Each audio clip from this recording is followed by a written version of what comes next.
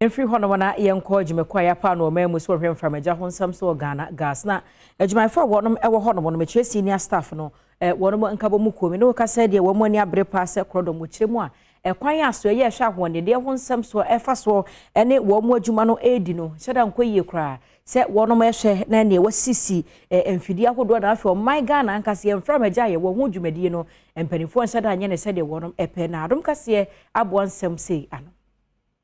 National Gas Company Ejuma no egosua wo mu etwese okwaya energy sector minister no isifedi djuma ewo gas industry no enya de se wo mu energy ho na won krata wo mu etwere na wo mu etwese enka ne mampani John Evans Fifi Atameus eni sode hunu papa na wo nti no na so Ghana National Gas Company no wosiye na bra enka ne John Dramani Mahama baaye no na sa company no wo bia no ensi ho a abra na mampani na nado danko kofuado ode mampani ahenche no ehye no ono so de djuma bon homodin ye ama Ghana Gas no etumi de sika bebro $2.8 million and a bro mai na sanso ne nam so ama mabunu ne ade hye wo man mu no dodo na so nya adwuma aye wetin na ho hia sempanyefo bo mani akoho na mo Ghana Gas no ho ban na wa fimpinu no don so ne mo no Minister of Energy ana wote so no ebo ne homodin a so betumi abo asoye na sanso so no free so no osofo bedi na ade ne so bo ne homodin sa ne nam sa ne ma we so nti na man premprem Minister of Energy Honorable Dr. Matthew Poku Prempe wo che se ne dwumadi a wodi no enya de se wo mani agye ho isanse Ghana Gas ayo my Ghana edia le ba ne Genser Energy Ghana Limited ne dia emu ha chechemu adi okuno ena ya hoho edia we nti energy efo ho nom no